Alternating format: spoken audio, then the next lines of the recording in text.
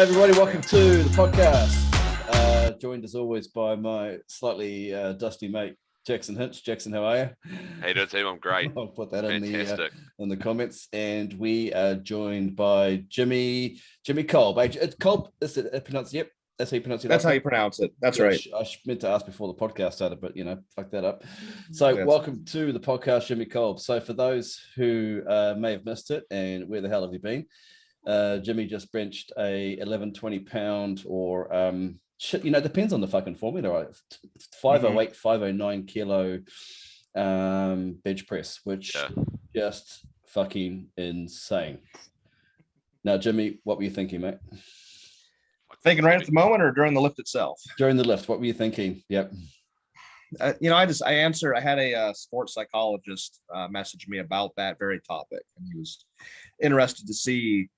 He interviews a lot of top level athletes in a bunch of different sports, and he asks what the mentality is during their event, during their lift, or whatever the sport is. And during the actual lift, all I'm thinking of is the task at hand. Yeah. There's obviously pressure with, wow, I got to get this. This has never been done before. I'm literally going into uncharted territory in terms of bench goes. But while I was doing the lift, I didn't have time to think about that topic. I had to literally focus on my steps and completing the lift and in a manner of which was going to make me successful.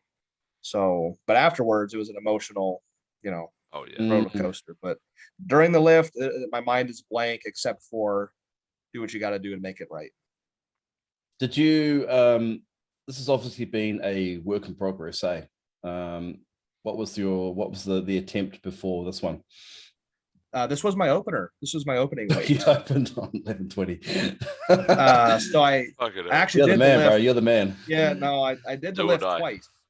Do or die. That's exactly it. I did the lift twice. I opened at 1120, got it all the way up, and I didn't post the video because I got it after it was all said and done. So it's not a big deal, but I didn't get a rack call.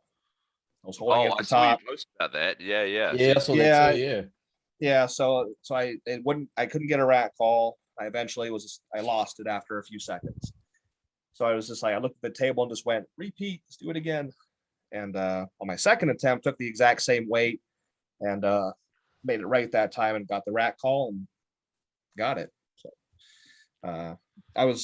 I trained for a lot more weight than that. So it's always kind of one of those things where I'm super happy to get that weight, but I plan and I train to lift so much more. I still had one attempt left, but like I said, it was such an emotional rush that I actually got it. I didn't have, my mind wasn't right to do it again. Yeah.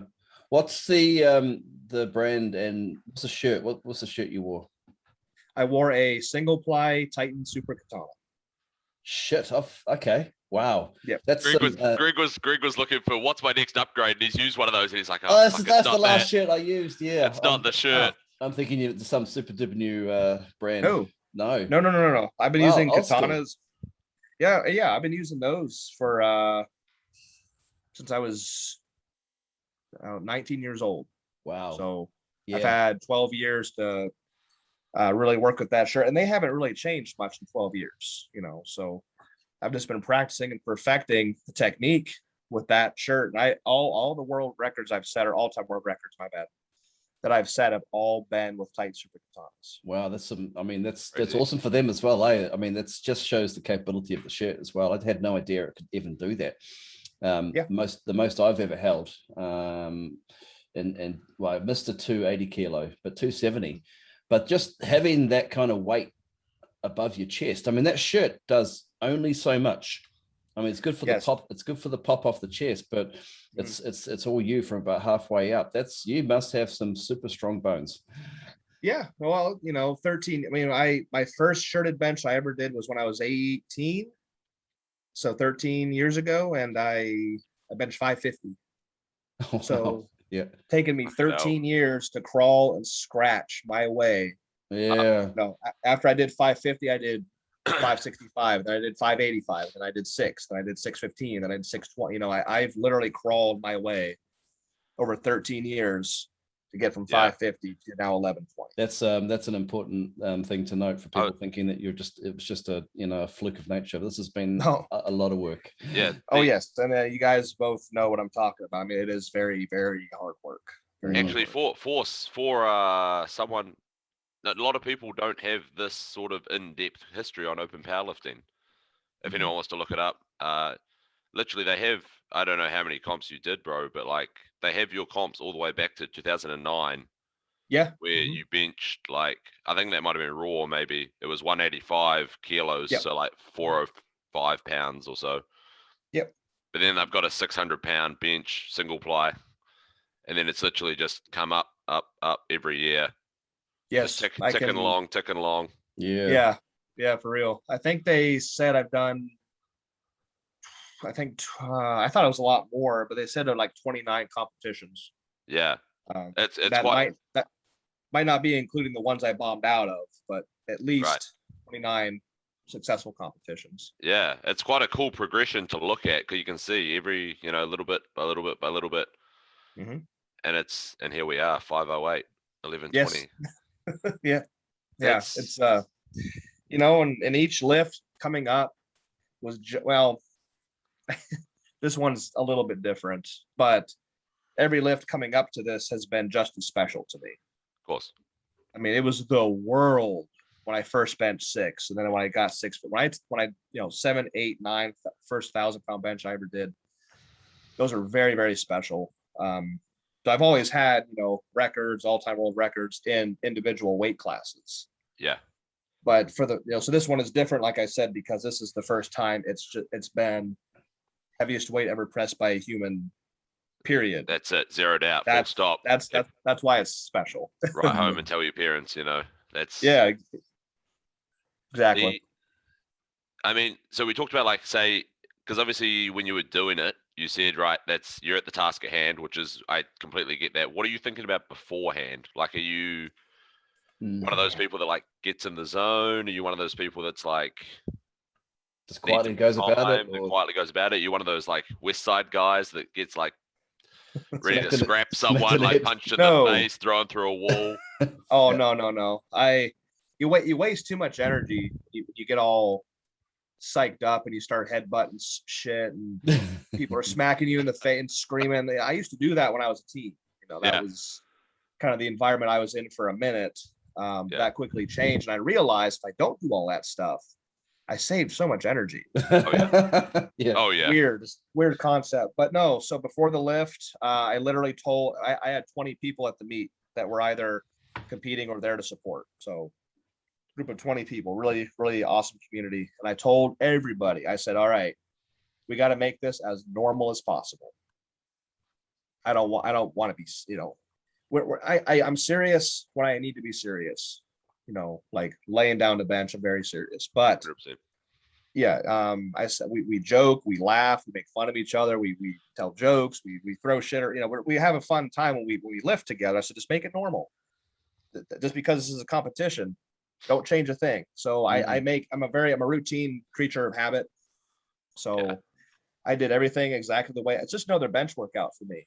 I mean, there's judges, you're at a different location, but I handle this weight plus 100, 200 pounds more every single weekend. This is normal. So I'm just going through my normal routines, warming up, getting them off the bench and whatever, and then putting the shirt on correctly. Just normal. I wasn't really thinking of anything besides just another Saturday. Yeah. That's awesome. That's a big skill to have, I think. Do you think that's come with some experience, like you say, like you used to jump and run and scream and slap and but as you get on, you're sort of like, actually, hang on, if I can control that sort of adrenaline spike for just when I need it. And that's been, oh boy, that's been a long time coming of learning and trying different things. To be at a meet, I mean, like I said, my work capacity in the gym on a typical bench workout is through the roof. I do less work at a competition than I do in the gym. So it's taken me a long time to kind of calm down. Like, you got to be serious, but if it's routine for you, every week in and week out to come into the gym and just, just become this mindless monster, just a savage, then by all means continue to do that. Yeah. When I found out my routine, again, it's taken me a long time to learn that. And I started bringing that to the meets and being normal and just, like I said, having fun. That's when I really started to get a lot of success and my numbers started to climb. So probably up until the age of, so before I joined the Marines, I was 23, 24, 25. At that point in life, I still hadn't learned that. But fast forward to the age of 29, 30, 31, that's kind of where it's taken me almost a decade to learn that. That's crazy.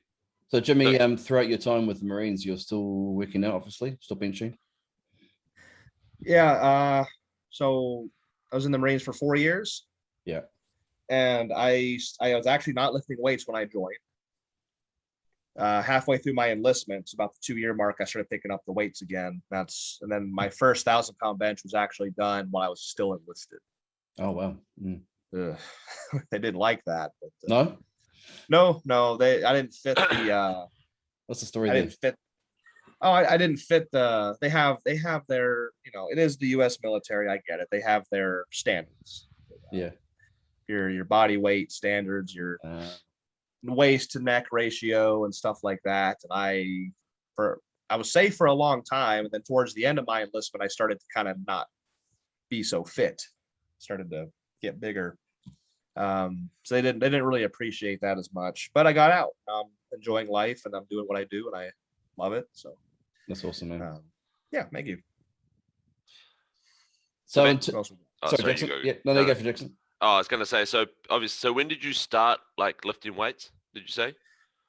I started lifting weights at the age of 14, and then I started competing at 18. So was that like just to get bigger and stronger, or were you playing like football or wrestling or?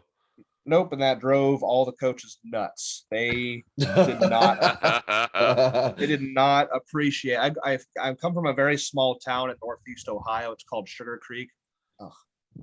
Bad memories. That bad, eh? The little Switzerland of Ohio. Oh, yeah. It's great. It's a great place. And they just couldn't get it in their heads that I was lifting weights for the sake of getting better at lifting weights, not to improve a sport like football or whatever. Now I did throw shot and discus and track and field for all 6 years, middle school to high school. Cool. That was cool. I like the individuality of. I don't like team sports. I like the individuality sports. So throwing and lifting are very natural for me. Yeah. 14 to 18, I was lifting to just purely get bigger and stronger in any way, shape, or form I could. I was doing all the Captains of Crush, hand grippers, and I was doing strongman stuff and overhead weights, just anything to get stronger. And then at 18, when I was introduced to a man named Adam Hicks, who was going to college in the same town that my gym was at, he kind of put me under his wing and introduced me then to powerlifting and brought me to my first powerlifting gym called Blackstone's Gym in West Lafayette. And that's where that competing started. Right. And he said, yeah, you can actually do this as a sport. Yeah. I mean, you're not going to make any money, but yeah, it's going to cost you a lot, but it's all good. Yeah, it's all good. I mean, that's clearly I'm not doing it for the money because there's no money.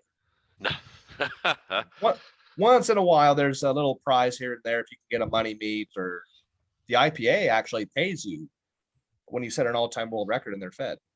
Oh, wow. Is that who you did? That's IPA. Yeah. Tell us about the IPA. I actually know nothing about it, eh? Yeah. A lot of the IPA affiliate judges affiliates, they all came from the APF. Oh, okay. And the APF is one of the oldest federations. It's still around, very, very, very popular. The WPO is back. That's the world governing body of the APF. I'm pretty sure I got that right. I'm not sure, but so IPA is what their slogan is: a federation by lifters for lifters. They use monolifts. They're gear friendly. Squat suits, bench shirts of any type and kind you want. Very fair and strict judging. They hold up the standard, but they're for the lifter. They're not like the IPF. They're trying to fuck you and get you to bomb out or fail your lifts. They're trying to again, you're going to have gifts no matter where you go. You're going to see like, well, that squat didn't, what the hell, how'd that count? But the IPA, I lift in 2 federations these days. IPA is one of them. RPS is the other. Yeah. So I love the IPA. They treat their lifters very, very well. They actually care about the lifters.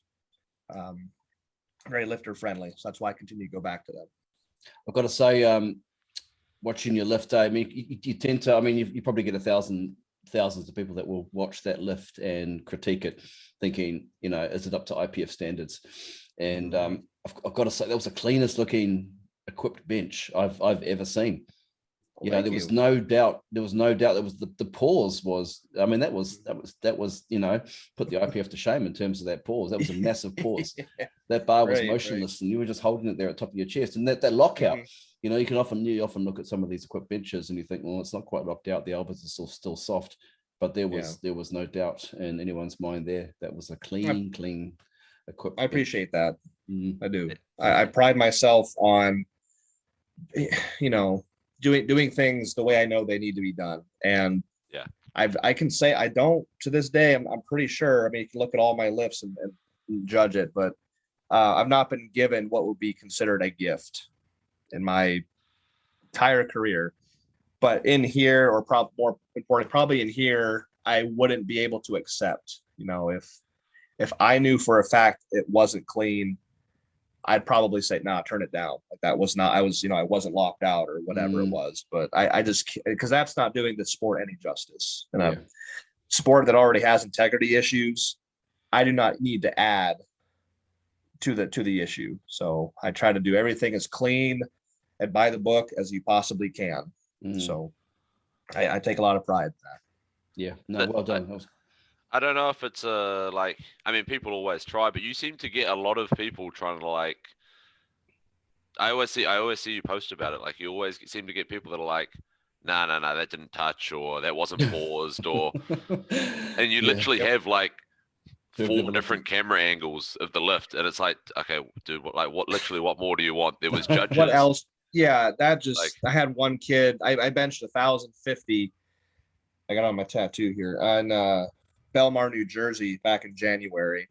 Yeah, and that's when I started the single ply train this year. It was in January, and then I went to Texas in March. Now this meet in New York in June. And the kid was trying to say that like my it never touched because the only view the best view we had was from in front of the bench. And that's the one I posted, and he tried to say that didn't touch. So I had to I found another video from behind the bench. Somebody took a video kind of like this, their phone. That I took a snapshot of the bar actually sitting on my stomach, and then posted that, and that got a lot of traction too. And the kid revamped his comment, but I think it was this one, is it? It's that one right there. Yep. There's no doubt. It's not touching, bro. Apparently, it's not touching. Yeah, no, I mean it's. Jesus Christ. So that, I deal with that, you know, off and on. Once in a while, someone gets a hair up their ass. Ooh, it didn't count. It's like, shut up, dude. Fuck you. You know, I don't know. I told the kid, like, I'm so sorry. I only got 3 different camera angles. I will try to get 7, 8, or 9 next time. Yeah. Well, better yet, just turn up next time. Come and watch me. Kid. Yeah. Like be there. Like I'll you know, whatever. So, in fact, maybe be a ref. You know, just get in the action. Yeah. There you go. Yeah. Now, it looked like they're reffing for the IPA. The IPA standard of reffing seems to be quite high. You've noticed there was no pressure. I mean, obviously, coming into an event like that where an all-time world record is about to be broken, there's a lot of pressure on the refs because, you know, obviously there's a lot of hype, there's a lot of noise. They may or may not know you. There's a lot of pressure on them to white light that lift. I feel like they know Jimmy. But full kudos to them for, you know, not just gifting that as well. I mean, obviously it was well earned. But you occasionally see that in some of the equipped federations is that there's a lot of pressure on the golden boy or the golden girl to push it through. I've noticed the exact same thing. I understand that a Fed would want, you know, an all-time lift in their federation, and they might, you know, kind of pass a lift that maybe shouldn't be passed. But in reality, like I said, I'm all about the standard. That's why I keep going back to the IPA, and they lose out $1,000 if someone breaks an all-time world record, you know? Nice. So like, but that's very generous of them too. Fred Fisher is the president of the IPA. He's a really, really nice, kind individual. He's the owner of Fisher Financial, and he actually sponsored, and we had cash prizes in Texas at the Baddest Bencher competition. I saw that down there. Yeah, down there in Houston, and he put up all the money for that. It was like $30,000 total that he generously gave up for the competition. So the world needs more people like Fred Fisher that are very generous and just love the sport. He competes himself. He was 71 years old. He was competing at this meet that I just did. 71 years old. That's incredible. The heaviest weight ever lifted at that age in bench press, I believe, was 550. And he was attempting 650 that day. Oh, wow. Okay. On all 3 attempts. He wasn't successful, but just to see that, you know, a man of that age doing that kind of weight is something else. So that's awesome. Cool. Yeah. Yeah. What's your Jimmy? I know someone's gonna kick us if we don't ask. What's your raw bench? I just had that debate today on a video I just posted on my Instagram. I reverse grip bench. Yeah. When I go raw. Yes. Yeah, it's crazy. I can reverse grip low 600s. I got a 605 posted on my Instagram page. So nice. Everybody, you know, pronated is so damn popular these days, and just because everybody does it one way doesn't mean there's not a better way. And that's been a game changer. My single ply bench has eclipsed my multi-ply mark 3 times over. So you can so you can bench more in a single ply shirt than you can in a multi-ply shirt. As of right now, no, that could be different if I went ahead and switched. Yeah, you know, next month. Yeah, that might not be the case, but last March of 2020, I got my first 1,000-pound bench, 1035 at a body weight of 273 in the IPA with its multi-ply. Yeah, that's the day I surpassed Scott Mendelson's all-time mark. And then I didn't compete the entire year because of the whole shutdowns and stuff. But then come January of this year, when I benched that 1,050 in single ply, then I did 1,080 in March at the Baddest Bencher, and now 1,120. So yeah, single ply has said sayonara, bye-bye to the multi-ply number I did last year. That's crazy. I enjoy it. Yeah, but like you say, it's taken you, better part of a decade to master that shirt. And a multi-ply shirt is another, it's another realm altogether. So yeah, it's not something if you do pick it up, it might take you another few years to really, max out. Could be. I mean, if you look at the open powerlifting, I would assume that of those 29 or so meets that I've done, I would put money on that I've probably done more multi-ply numbers than single ply. Okay. Yeah. But I've got more experience in multi-ply in terms of over these 13 years that I've been competing. But back when I was 19, 20, when I was working with Ken Anderson of Anderson Powerlifting, one of my sponsors, he told me that a very tight, properly fitted single ply can rival all multi-ply. Interesting. And that didn't make any sense back then. Then I picked it up and started setting records. And then obviously just a couple of weeks ago, that proved itself pretty relevant, I think. Absolutely. Yeah. When you do reverse grip, Jimmy, I noticed that you have the bar like in between, like on the heel of your hand, but then in between your index and middle finger. I do. So what is that? Because like you don't want full supination, or can't, or discomfort? It's more of can't and discomfort. So you got the traditional pronated and then traditional reverse. Yeah. And my wrists don't like this. Yeah. I get pain right down here, straight down my foot. I can't do this. So a friend of mine, good training partner of mine, Joe Fazio, who's a really big reason why I was so successful this last year. He's unfortunately moved on, moved out of state. He said, "Hey, I've always wanted to reverse grip. I just physically can't do it." Yeah. And he said, "Hey, I've seen a lot of people that hold the bar between these two fingers, and the bar sits like that in the hand." Yeah. And so I said, oh, that's kind of weird. I tried it. I loved it. And it's very, so the bar is not sitting horizontal in the palm anymore. Yeah. It's going to sit vertical. So it's a lot of pressure on that bone right here.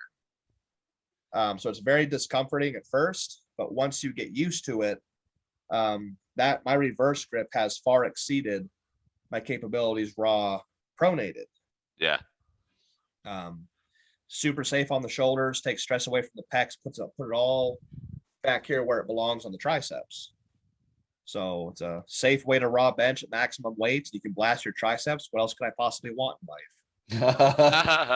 life? There's some ridiculous. I mean, you've done. I mean, just at the top, even you've got 500 pounds for 9. Mm-hmm. I see it. I hadn't seen this. 225, so 100 kilos. Have a guess, Greg. Yeah, I don't even want to guess. So have a guess. 50. I can do 100 for 50, bro. I know. I don't. Come on, man. Yeah. This is the biggest bencher in the world. Credit, fucking hell. All right, let's go. 100. 72, but I don't know if that's your best. It is my best. 72.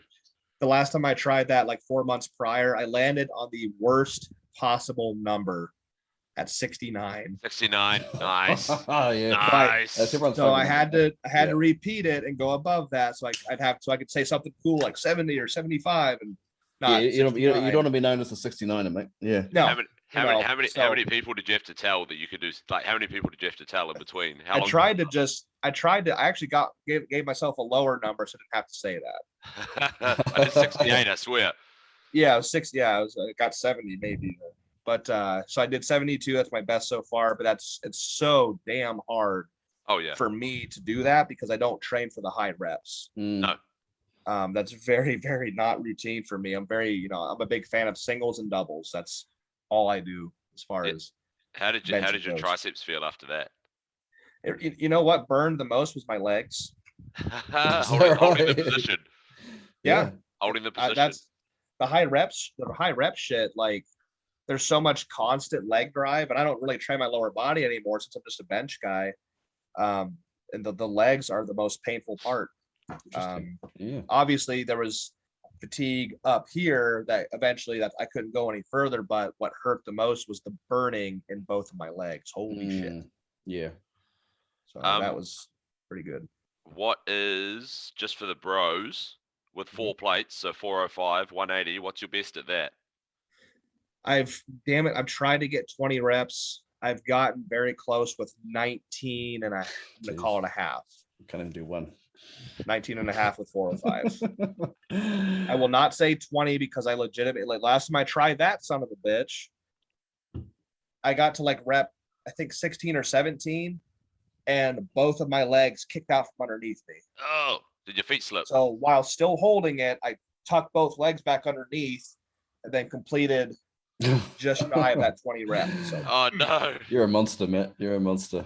That's savage. I mean, yeah, that's crazy. How far away, Jackson, are you?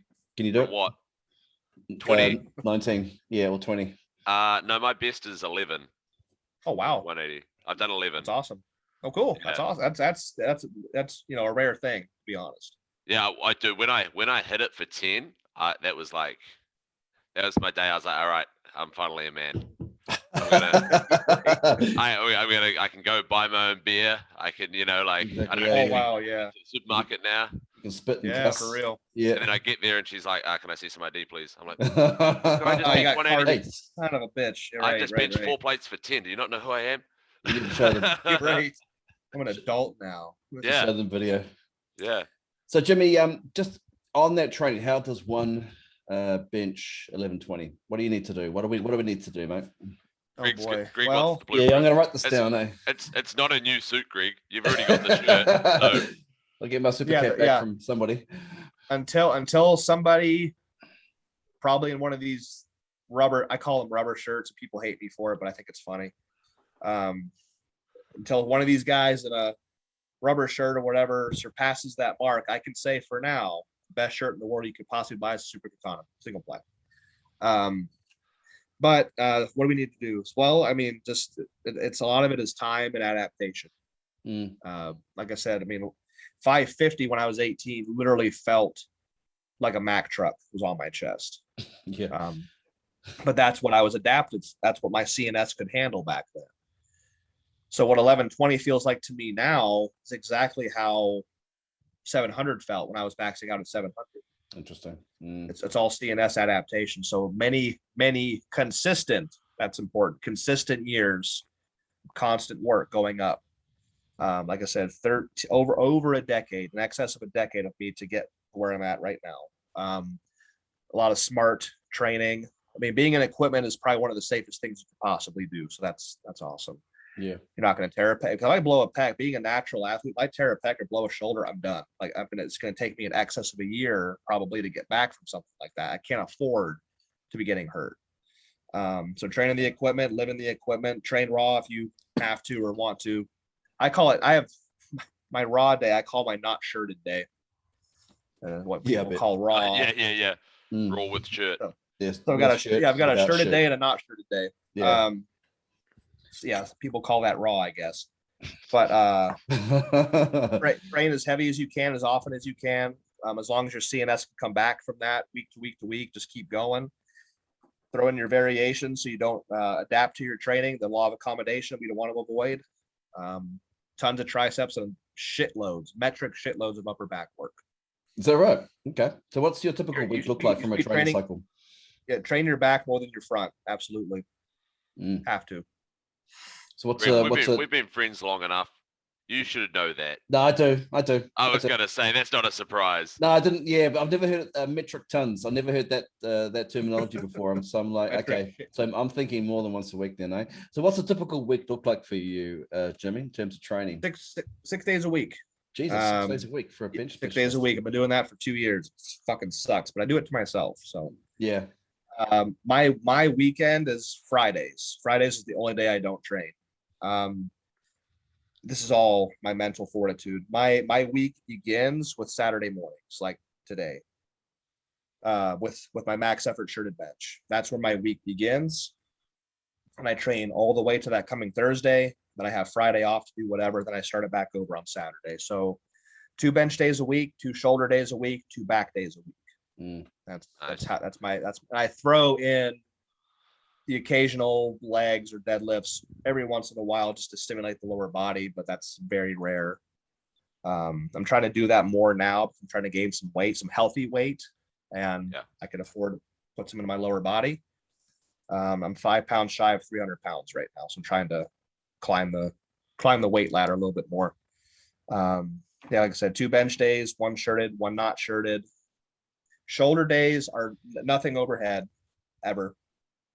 I want to, I don't do anything overhead. I've learned my lesson.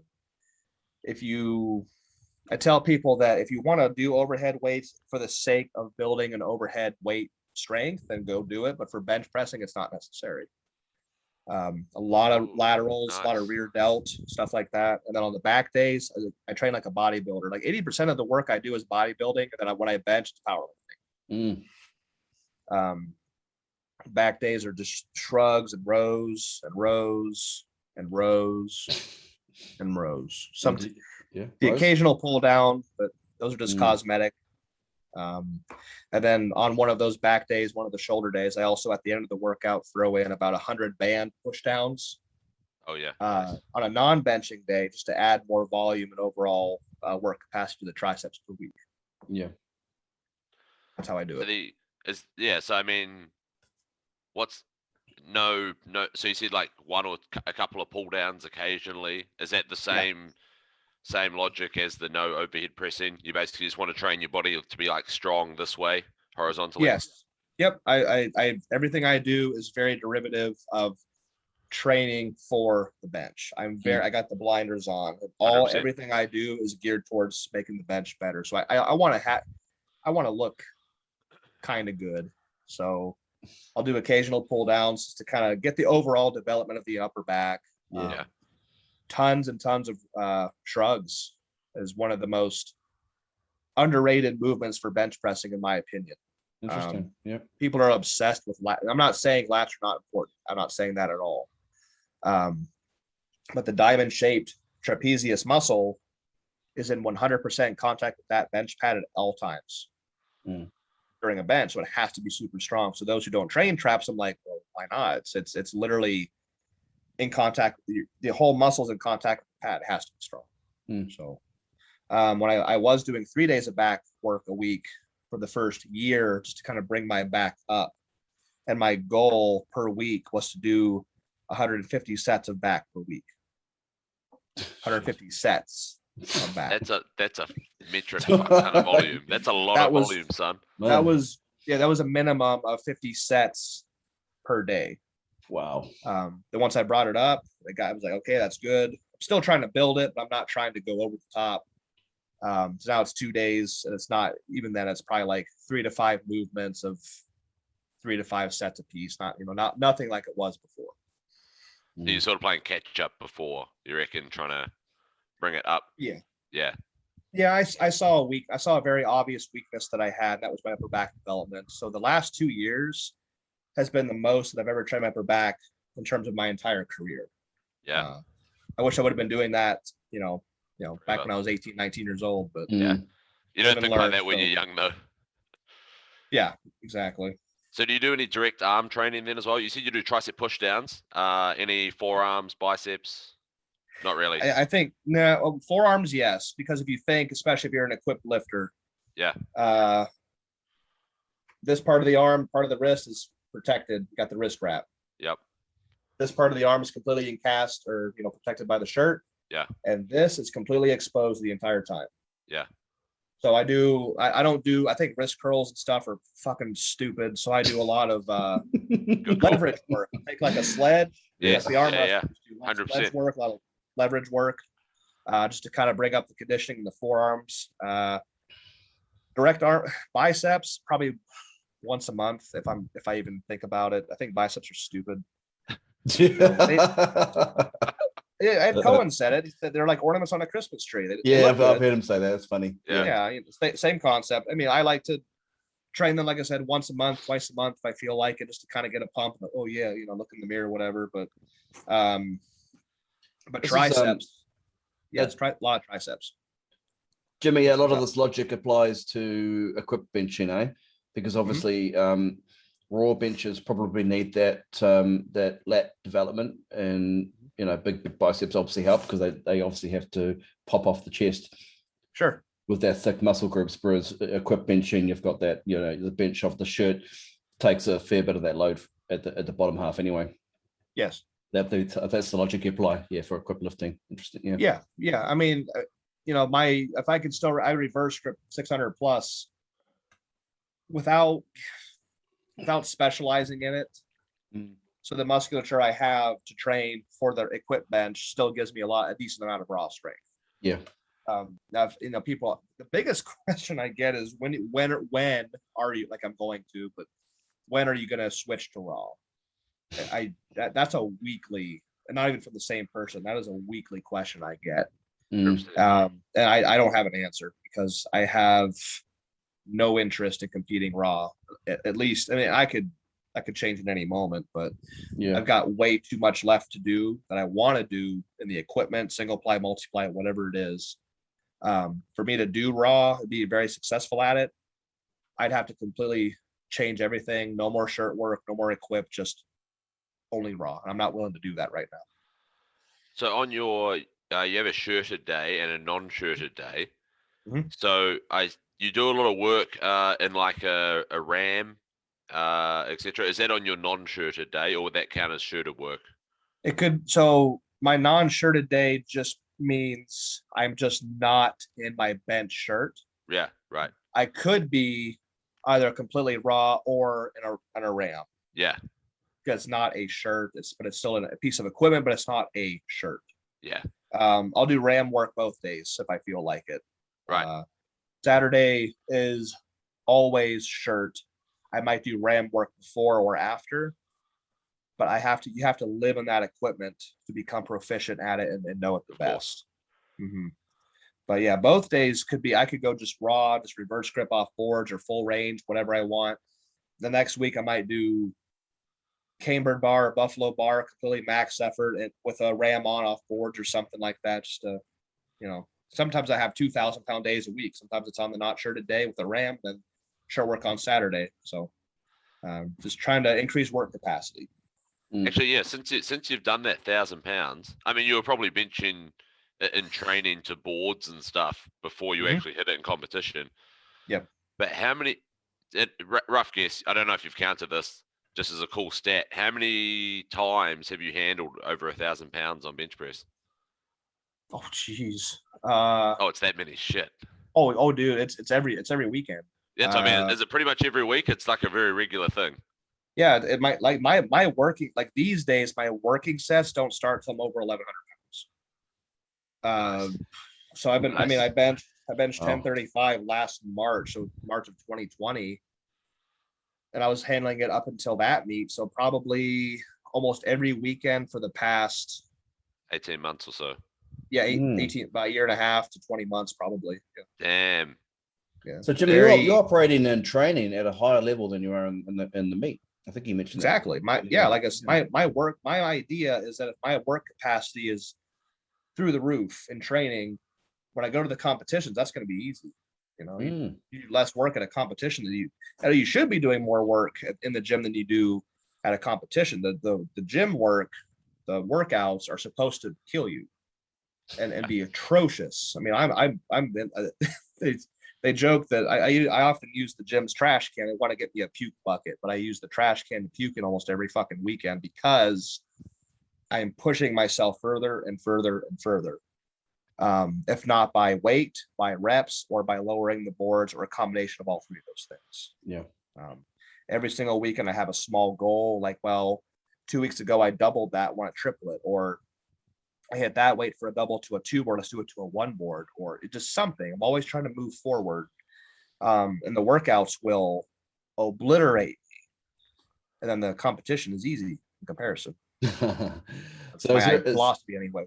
That's awesome. Is there a plan to your training? Is there a rough plan to how you approach each training session? Or is it kind of like I think I'm going to do a little bit of this, a little bit of that. I'll see how I feel, but I'll take it as far as I can. A lot of times it's, yeah. I used to keep books when I was young, like, oh, record, I did this today. I don't do that. But I have up here every board, every singles, doubles, triples off of half boards, 1 boards, 2 boards, whatever it is. I have a PR in my head of every single board type or height or reps in my head. And I'm always just trying to surpass that. So it's structured, but it's not. It's kind of weird. It's kind of both. Some days I want to come in and try to get an all-time PR, double or triple full range in my shirt. Sometimes I want to just handle 1,300 pounds in any way, shape, or form that I can. It's very sporadic, but at the end of it all, there is an end goal, which is just to bench more. So whatever I can do to do that, basically. Awesome. This is it's an interesting. The competition for you seems to be it's in the gym, isn't it? Yes, it is. No, that's what I tell everybody. Like, I get some of my younger lifters sometimes, or people I've met in the past. The thing that drives me the most nuts is when people, the Wednesday prior to this meet that I had, it was a 2-day meet. So it was actually on Sunday. So the Wednesday before that Sunday, I was still on my not shirted day. That's my not shirted day is on Wednesdays. I was in the gym in my RAM benching 1,000 pounds. I was not taking it easy. I was not doing light stuff, because that's not routine for me. My routine is to kill myself from Saturday to Thursday, take Friday off, and slay it over again on Saturday. That's what I do week in and week out, year round. So at previous gyms, the idea was the week of the meet, you have to take it easy and rest and come into the gym maybe Monday and do 135 presses and 20-pound curls, and that's it. That would fuck me up worse than anything else. Yeah. I get to the competition and it's like I forgot what heavy weight felt like. Yeah. So I have to come in the gym Wednesday and bench a lot of fucking weight, and then come in Thursday and kill shoulders, rest Friday, then compete Saturday or Sunday. I have to do that. That's awesome. Yeah. That's as routine as possible. That's a novel idea on deload. I mean, it makes sense. Like if it's what you're used to, and like you say, you handle heavier weight in training than in the meet. So exactly. that's I just can't get my head around. I can't fathom handling 1,000 pounds on bench press every week. Yeah, that's ridiculous. It ranges. I mean, so my last. It sounds so stupid. My last warm up set, it's still a lot of weight. I'm not saying it's light, but I'll normally hit like 1,000 or 1,005, whatever is easier to load at the time, to like a 2 board or something. Just kind of, throw it off a 2 board, and then my working sets begin, like I said, at 1,100 plus. Just depends on the goal for the day. If it's full range stuff, it's generally still in the high 1,000-pound range. If it's like board work, it's over 1,100 pounds. Sometimes I get kind of an idea in my head, a real stupid idea, and I want to go to like 1,200, 1,250, or 1,300. Just it's always something different. So, it's crazy. I enjoy it though. If I didn't totally love it, I wouldn't be doing it. Exactly, yeah. Do you have a? Sorry, Jackson, go ahead. I was going to say, so this is a hard one. Sometimes people struggle to get their head around this as clients when they come into powerlifting. But like your warm-up routine, so like if you go, because I mean, if you do you do like just plate jumps all the way up to 1,000, or do you start at like the bar and then go 225 and then go 405, like do bigger jumps, or do you do the 90-pound jumps? I do the 90-pound jumps. I start with the bar, and I'll do 1 set, or I might do as high as 4 sets with the bar if I feel like shit. Yeah, which happens 100%. a lot these days. So I'll do the bar from 1 to 4 sets of just like 15, 20 reps, getting a lot of blood in here, kind of moving the muscles. Yeah. 1 plate, 2 plate, 3 plate, 4, 5. Sometimes I'll hit 6 plates raw before I get in my shirt if I'm not feeling like total shit. Put the shirt on. Now when I'm in my shirt, that's a little bit different. I'm already warm. The muscles have blood. I'm warm. And now you have the protection of the shirt on you. So you're not going to rip anything as long as you're warm. So when I do in the gym, the same thing I did at the competition, my last warm up before the 1,120 pound opener was 675. So the warm up room. Yeah. That was it. Wow. That was it. And same thing I did in Texas when I opened at 1,080. My last warm up was 675. Or we were using kilos. It might have been 700 at that time. I don't remember. So I'll hit like 700 pounds for 3 to 5 reps, just little quarter reps, because the weight won't go very far in that shirt, that light of weight. Just to kind of, I call it my break-in set, 'cause it's also kind of getting the shirt kind of set a little bit better. Yeah. And then I'll just go from 700 to 1,000 plus and just start my working out sets after that. So I made 675. I made like over a 400-pound jump from the warm-up room to the platform last weekend ago. So, but you've done the weight in the gym, so you're adapted, you're aware of it. It's not going to be exactly. The way you warm up. I mean, I do the way I used to warm up differently in the gym, and then when I got to the competition, my warm ups were different because I felt like the way you warm up in the gym, if I got in my shirt and did like 700, 750, 8, maybe 900, then 1,000. That's a lot of extra sets in between. Yeah. I think that could be good for conditioning, like handling more and more weight and, more and more sets, a lot of volume. But when I got to the competitions, I wouldn't do that. And I used to tell them, like, why'd you skip so many sets? I'm like, well, I think the way you warm up at your workout is not the same as when you are at a competition. This is a meet, not a workout. It's a warm up, not a workout. That's kind of that was my philosophy. And then now I just warm up that way, regardless if it's at the gym or to meet. Train how you compete. That's to be my wife's kind of motto anymore. Yeah. As your style of training, is it your own philosophies, or have you adapted techniques and so forth from many people along the way? If that was one thing I could have told my younger self when I was 14 to 18, 19, I used to train a certain way and I used to get great results from it. But young, stupid me would look at my idols like Ryan Canelli, Gene Richlack, Scott Mendelson, whoever, and say, well, they don't train like that, so it has to be wrong. But yeah, that's not right. Yeah. So I wish I could have told myself back then that train how you need to train for you, because every single human that's ever existed, exists, and will ever exist is different. You know, we're all different. We all have to train a certain way for what helps me individually or you individually. So I've taken techniques from certain lifters over the years, maybe tried them out, maybe not like them, maybe like them here and there. But right now I purely do everything is, it's not proprietary, but it's my own style, completely my own style. Yeah. Yes. Do you what do you tell lifters that, I mean, you must get a ton of people, lifters contacting you asking for programs and help and so forth. What do you tell them? And how do you help them? Do you do coaching?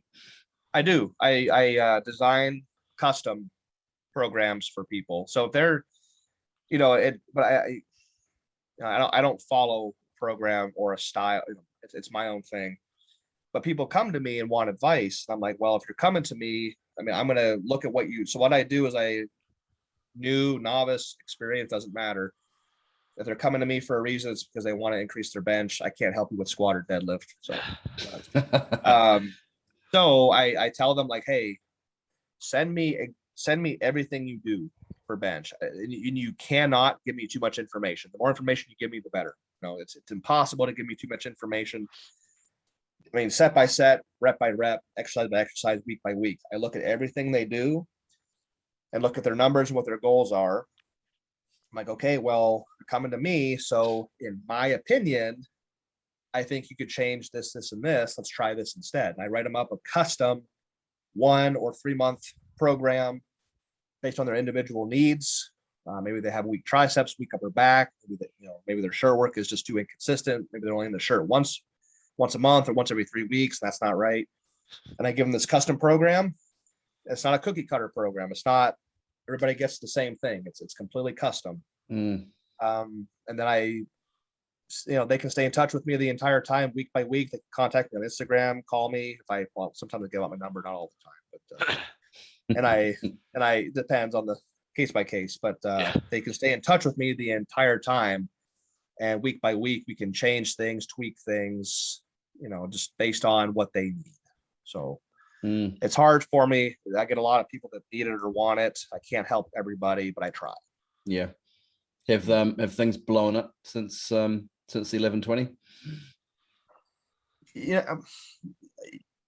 A very marginal amount, not as much as you would think. The thing that blew up was messages on Instagram that I couldn't fucking read. Arabic, Russian, German. I translate some of the German, but like just languages I couldn't read. These messages coming from outside the country, but normally the messages had like thumb up emojis and stuff like that. So, oh, cool, man. Like, thanks. I'll take it as a compliment. Yeah, for real. If it has a thumbs up or a heart or a, hopefully that's a good thing. Why doesn't Instagram translate? Because Facebook translates, so you can click on translate. And I can't. When it was messages, I don't have a way to. If it's like a comment, I think that has an option to see translation, but messages I couldn't change it. Yeah, Messenger doesn't. Does not do it. Yeah. Oh yeah. So that's kind of cool. I think single ply is very popular outside the US. Yeah. US is very obsessed with either multi-ply or raw, kind of both ends of the extreme. But anytime I've hit a big single ply lift this last year, I get buku messages from all over the world, which is really, really cool. Yeah, single ply is really big still in Europe. Yes. I don't know if that's like, I don't know why. Maybe it's just where it's originated. I don't know. Yeah, where's Titan from? Titan, the US, aren't they? Titan and Anderson Powerlifting. I'm with Anderson Powerlifting, which is a distributor for Titan. Okay. They're in Dallas, and then which is Texas, and then I think Titan is in Corpus Christi or something like that, also Texas. So yeah, I've been very, very fortunate to be with Anderson since I was 19 years old. That's brilliant. So yeah. They take a lot, really good care of me. Jim, have you noticed the technology in the shirts? Has it changed in the last decade that you've been, or decade and a bit? So as far as me goes, no. The shirts I've used have stayed pretty much the same. Now, I think back in 2011 or 12, I think Titan switched materials, but the shirt construction stayed exactly the same. I think they had a new material come out about a decade ago, if I'm not mistaken. The biggest thing I've seen as far as technology goes and equipped are these, like I mentioned it earlier, are the, I'll call them what they're actually called, the band shirts. I call them rubber shirts, and it pisses people off, and I love it. But that's the biggest swing in like a new direction that I've seen since I've been in the sport. Now most companies, it's all been poly, it's all been canvas or denim, fabric to fabric to fabric. But now you got these new things that are made of knee wraps, which have a shitload of rubber where it gets its elasticity from, which is why I call them rubber shirts. Yeah. Okay. Oh, but yeah, no, my katanas, I wear the exact same shirt I've worn since I was 19 years old. I mean, now single to double to triple ply, that's a little bit different, but overall, the same shirt for the last 12 years I've been using. So when you say the same shirt, literally the same shirt? Oh, not literally the same. Like, I was gonna say, like fuck, that's done 12-year-old well. shirt. I was gonna say, yeah, that'd be a testament to some good sewing. No, yeah, I was gonna say good seams. Yeah, good seams and good stitches. No, I mean like same. Yeah, type of shirt. Yeah, the type, super cat or katana. That's what I meant. Yeah, I've gone through a lot of them throughout 12 years, but yeah, when my first katana was at the 09 bench nationals in Cleveland, Ohio, and I benched 636 that day. Nice. And then 12 years later, 2021, I'm benching 1120 with the same style of shirt. Yeah. So I mean, a lot of our listeners aren't. I mean, equipped isn't like. Obviously, there's the split between raw and equipped now. So a lot of our listeners haven't actually ever seen a bench shirt or even know what it is. What's a super cat made of usually? Polyester. And then high dense polyester. And then can you actually get single ply like canvas shirts? No, you can. Yes. So they're just not popular anymore. Right. Is that the metal shirts? They're canvas, aren't they? Metal has canvas. Inzer has like canvas suits. You're not going to see them make a canvas shirt, but denim was very prominent for a lot of years. So my first bench shirt, the one I benched 550 with when I was 18, was actually a double denim shirt. There was a manufacturer, her name was Karen Klein, who lived in Zanesville, Ohio, which is a powerlifting hotspot and historical place. And she made her own cut denim bench shirts, and they were very, very popular. And that was my first. So I was taught how to bench press using a double denim bench shirt, which is normally what people say, don't do that. Don't start with multi-ply. Don't. So I can't personally, if somebody comes to me and says, hey, I have zero experience, should I jump into multi-ply? I can't say no because I did that. Yeah. It can be done.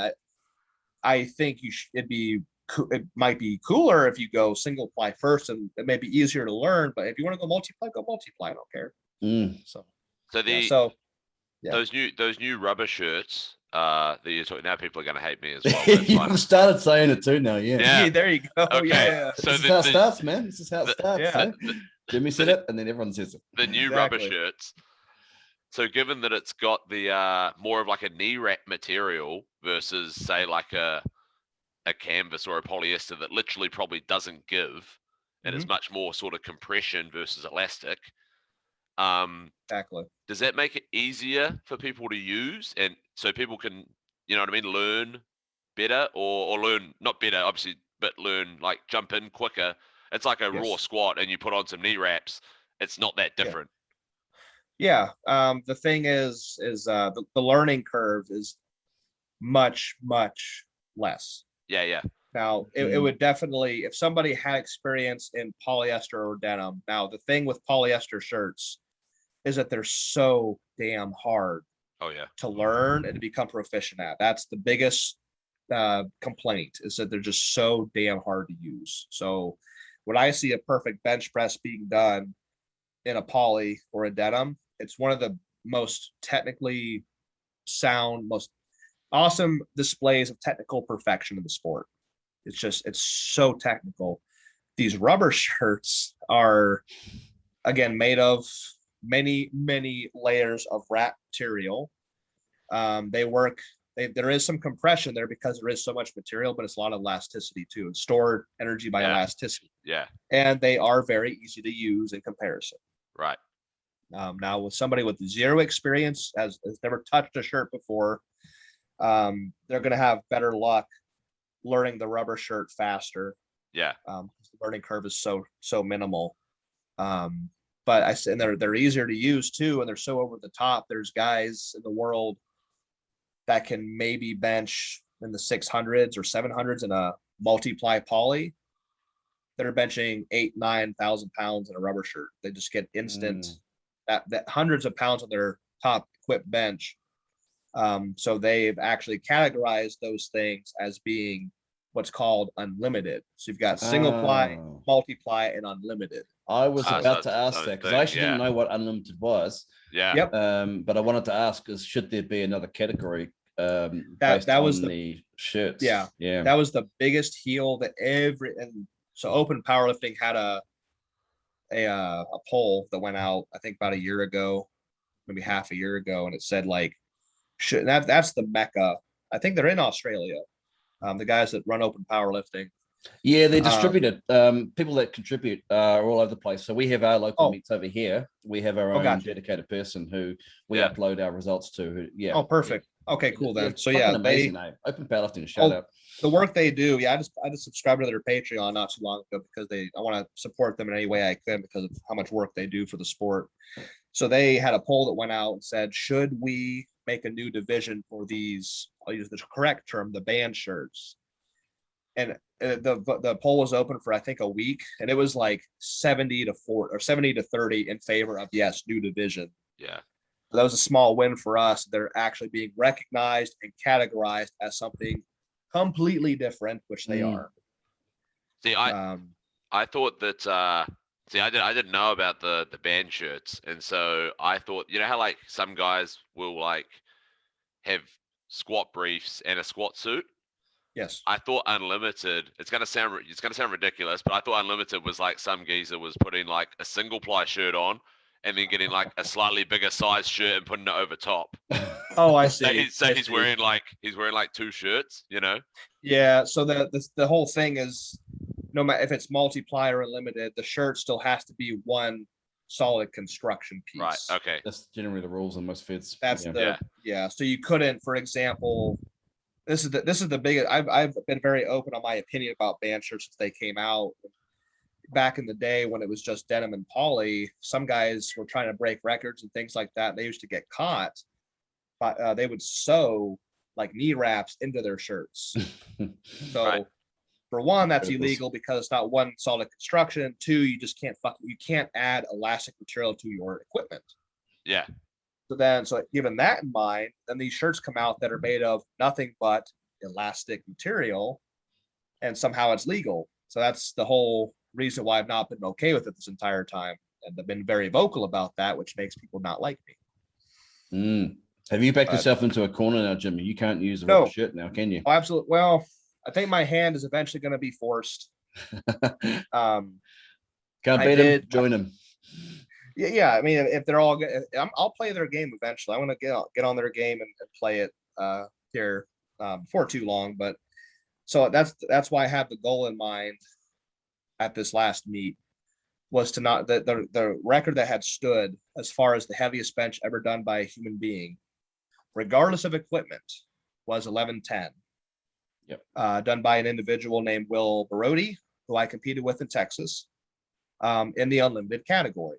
So, with a band shirt. And my goal was to come out on top in terms of the historically highest bench but using the simplest equipment, single ply polyester. And that's, I got that. I'm very, very fortunate that it happened. Very happy that it did. So then what's the, I mean, we can talk about it all day, because like what's the, is it 1200? Is that what's the goal in single ply before you'll consider something else? You've done 1300, haven't you, in training with boards? You're right. Yeah. One of my, I'll call it, I mean, it's constantly evolving, because I just did like one of my ultimate goals. Now I kind of forgot about that. I'm working for something else now, but always something. Yeah, always something, never enough. That's what my next tattoo is gonna be right here. Nice. I think one of my ultimate goals is to bench 1,200 pounds in single ply equipment. Now, along that route, I may divert and do multi-ply numbers, possibly delve into the band things a little bit. There's a wee bit of PTSD going on there every time he mentions it. He's not keen. No, I'm not keen, because it's been such a hot topic for like 12, 16, 18 months. It's just been this constant battle. And you know, I get a lot of hate from certain people, but yeah, it's okay. You can't make everybody happy in life. But yeah, I mean, I'll do it eventually. If that's everybody's doing it, you know, here in America, that's so damn popular. So if everybody's freaking doing it, I guess I might as well delve into it too a little bit.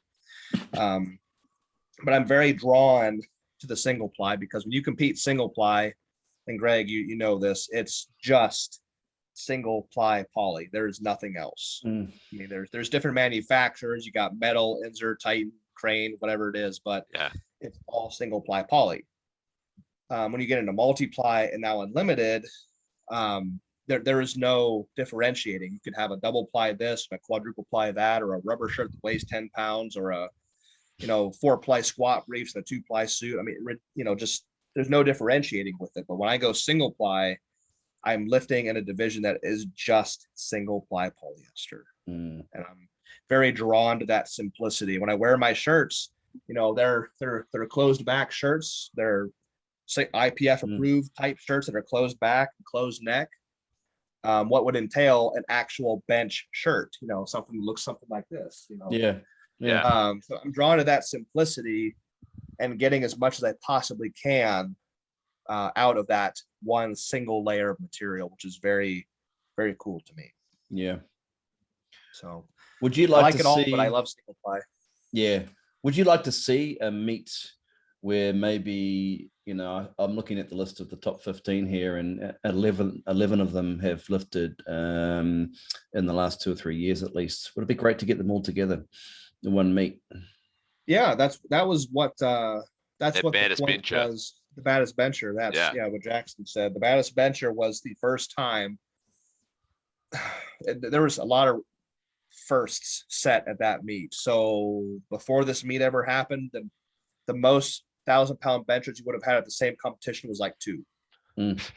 Maybe once 3 might have happened, but I'm pretty sure it was just 2 guys that benched 1,000 pounds at the same meet period. And we had 8,000-pound benchers on the same platform. Wow. At that time, there had been 10 that had benched 1,000 pounds. We unfortunately lost Gene back in 2019. So he's deceased. And then we had Ryan Canelli that couldn't make it because he had some family emergency. So there was 8 of us that had all benched 1,000 pounds at some point or another. That's how you qualified for it. Now there's 12 total. I'm pretty sure there's 12 total 1,000-pound benchers. Yeah, I mean, the baddest bencher is supposed to come back around. I think it's scheduled for not next March, but next May, which I'd be very interested in, because I had a fucking blast. It was fun as hell. Yeah. It's cool, man. It looked cool. The crowd was massive. Yeah. They already outgrew that venue. They have to go somewhere else now because of how many people they had in that one spot. So next year it's supposed to be twice as big, twice as much money. This is all hearsay. Nothing's in writing yet, but twice as much money up for grabs. And by that time, now that these rubber shirts are everywhere, there's probably going to be a significantly larger amount of 1,000-pound benchers in the world. So we'll see what the roster looks like by then. And Jimmy's just going to rock up in his Super Cats. Super K, that's exactly it. Chuck him Yeah, on. we'll see. But by that, depending on how much money's up for grabs, might see me in something different. But well, I don't know. We'll see. I got third place in a sea of 1,000-pound guys in band shirts. I was the one and only polyester guy and single ply at that. So I was very happy to be able to take home third place given the situation. You would have definitely copped some shit though. You're like the black sheep sort of thing. And yeah, and I got a lot of very cool messages and comments after that meet. So I was yeah, no doubt. I like doing it the way I do it, and I enjoy doing it. That's what matters most. And then I'm successful at it. That means a lot to me as well. So I hope to just continue to push that number higher and higher and see how high I can take it. Nice. I've seen you mention on Instagram and stuff, and you mentioned just before that you're natural. Mm-hmm. Is there any like temptation, like in terms of obviously going single ply to then unlimited? Is there any temptation on that front as well? Absolutely. The obvious recovery benefits. Yeah, it's always been there. It's always been there and still there. Me and my wife are on the same page about it. Because she keeps asking, you know, when's it gonna be enough? Yeah. When are you gonna be like, yeah, that's it, I'm done, I'm happy? I can't answer that because I'm not there and I have no clue when that it's ever gonna be enough. But if my body reaches its absolute highest natural potential, it just says, all right, you're done, no more. And I'm not happy with that. That's probably when I would diverge, go down that route because I'm not satisfied with it. And I'm very proud of that fact as well. I've stayed drug-free my entire life. I've drank 7 times my entire life, chewed 3 times, never smoked. I've been very clean my entire on all fronts because I'm so worried and focused about being successful in the sport. I don't want to cheat at all. And sacrifice, lung capacity or whatever it is. I just want to stay clean and just stay healthy and be able to do this for decades, not just years. And whenever I say I'm drug free, that pisses people off too. Well, why in this day and age would I have to hide that? What is the reason behind hiding from it? I don't understand, and because I'm so proud of it, I'm going to fucking say it. If it pisses people off, I boo-hoo for you, I guess. It's more a reflection on them, because obviously I think those who are saying it are probably not natural. And they're upset they're not benching 500. Yeah, and thinking that it's a big fucking ripoff, Yeah, and I would compete more often in, say, an amateur. A lot of these meets I go to have what's called the amateur division, which is a drug test division. But because I'm at a pro level, me dictating that I want to compete amateur costs me more money to compete. Yeah. So it's an extra, even though it's not a lot, but I'm not made of money. It's an extra $100-$150 on top of the entry fee. Well, they have to fund the drug testing, don't they? Yeah. So yeah, that's but I'm open for it. I used to keep my results. I used to compete in federations that were just drug free all around. Yeah. But now that we moved from Ohio to Virginia, down here it's like the Wabdell Federation is all drug free, back to front drug free. I'd fuck the IPF, but I'm not going to do that. But a lot of these IPA, RPS has the amateur division. I just can't always afford to compete in that division because it's cost me more money to do so. Reaching your sort of like potential as such, and your body says no more. Mm-hmm.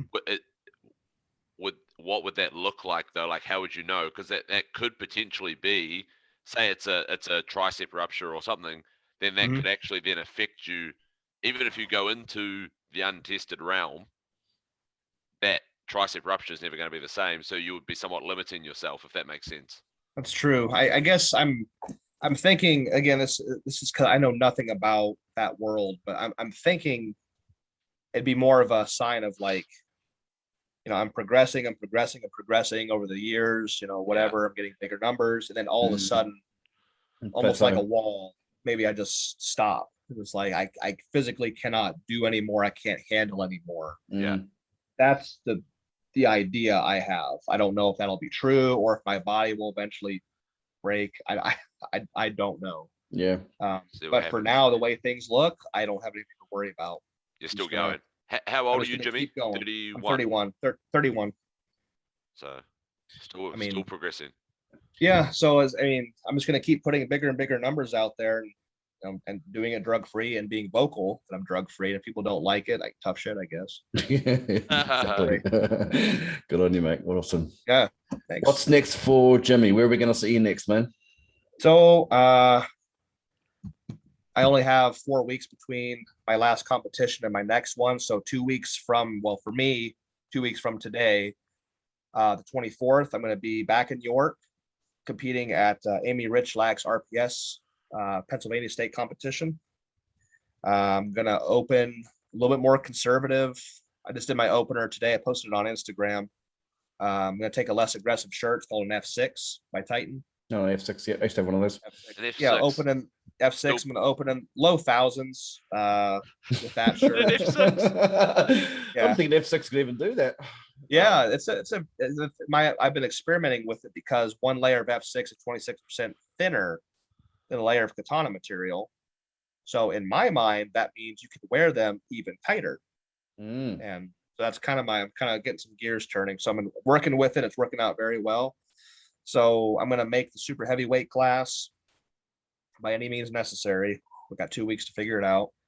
And then take that all-time world record single ply, which is held by Blaine Sumner right now at 1,003, I believe.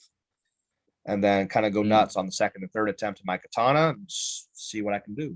So in 2 weeks, I will be back on the platform. I just watched the opener while you were talking about it. You saw that, did you? It's good, man. It's good. Yeah, felt all right. I'm having an issue with my forearm right now. We're not sure what it is. We think it's a tight tricep. Right. That's pulling on the strings, so to speak, of this right here, because it lines up, the long head of the tricep to the part that hurts. But we just noticed something that when I'm supinated, when I squeeze, nothing hurts. But when I pronate and squeeze, it's on fire. It hurts, yeah. So the bones of the forearm are twisting, and in this fashion, that's what hurts. So I don't know what the fuck it is, but I'm just gonna ignore it, take ibuprofen, and just get on the platform. Don't have time. Spoken like a true pal. I'm just gonna ignore it. I'm just gonna ignore it. See what happens. Ignore it because after this meet, I don't have anything planned until probably September, so I'll have time to kind of ease off a little bit. Nice. Like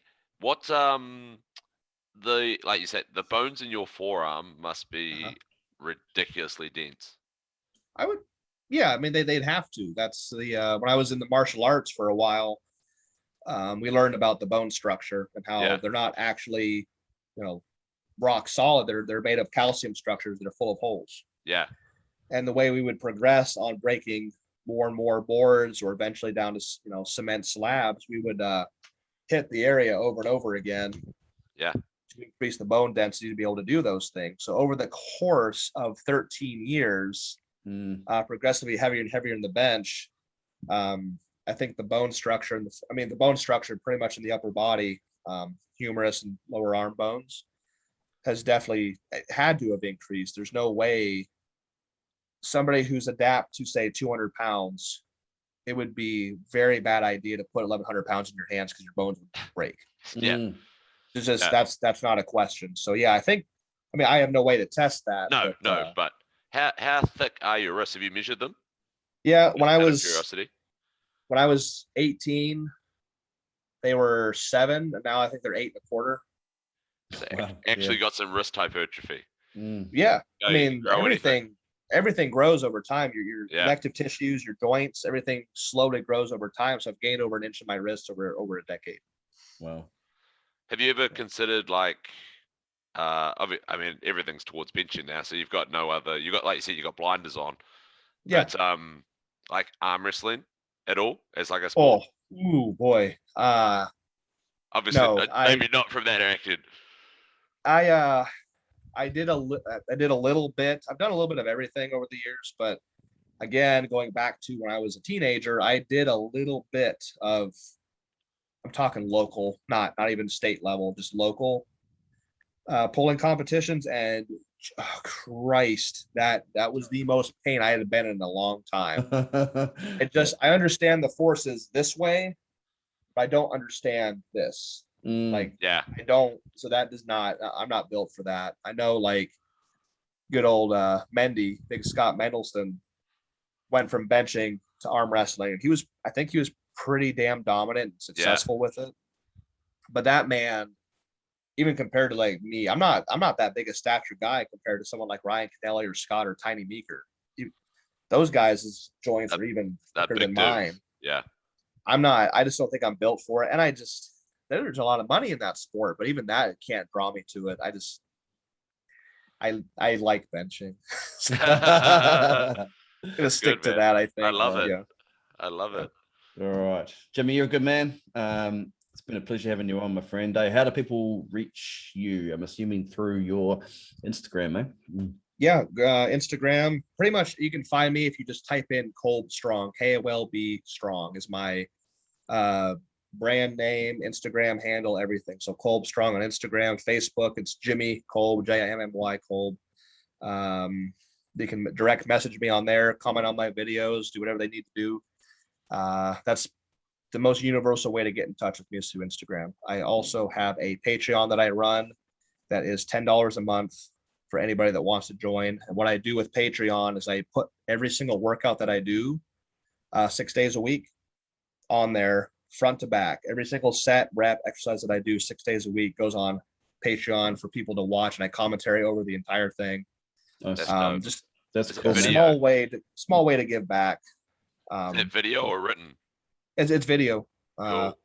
Either she records my workout, or if I'm alone, I take my fucking tripod and set it up and do my workout, move the tripod, keep going. 6 days a week, content plus custom videos. If somebody wants, like, hey, can you explain this? Can you show this? I do a custom video for that. They can find the link to the Patreon again on my Instagram handle. That's cool, man. I haven't seen many people do that. I don't understand the concept of, like, if you're a top end guy and you've been in the sport for a lot of years, this sport has been very good to me. Yeah. I'm not a huge fan of, like, either not doing it at all or charging an arm and a nut for information. Yeah. Because I've been very fortunate to get information from a lot of people. So I try to, it's, like I said, it's $10. It's not atrocious. It's not even, it's not minuscule, but it's $10. Oh, people will spend that at Starbucks without even thinking. Yeah. Yeah. So I like to think that that's helped. Like, if anybody, I get a lot of questions. How do you train for this? How do you do this? Well, yeah, the easiest way for me to explain it is go watch my Patreon. I will literally show you everything I do 6 days a week that get me to these big benches.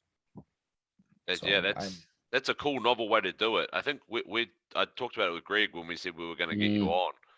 Mm-hmm. Like, it's a lot of information. For $10 a month, that's a lot of information. When you see what actually, coaches these days we just recently added a second tier, which is $20 a month. It's the exact same content, but they're able to join a private Facebook group where they can post their videos, and it's a little bit more personal, where I'll actually get on there once every week and do like a live chat. Nice. I can critique videos on that. So there's just two options, but I think that's fair per month for some, especially if I was a young kid. And say if Ryan Kennelly had a Patreon back in the day and it was charging $10 a month for all his information, I would have hopped on that. For sure. Yeah, for sure. So I hope that's a way I can give back to the sport, because I don't see enough of that these days. People, especially the younger generation, just want to take and not give back at all, which is really sad. That's what I'm trying to do. Nice. Excellent. All right, Jimmy. We'll wrap it up. Thank you so much. We're going to keep an eye on you. I'd love to get you back on one day when you hit that 1300. Fuck, we'll get you back on. We'll get you back on for 1200. What about 1200? We'll get you back on for 1200. Yeah. Step by step. Yeah. So Greg Jackson, thank you very much for having me on here. It was very kind of you, and I'm happy I could do it for you. Awesome. Thanks for your time, sir. Have you rest of your day. Catch you later. You as well. See you, buddy.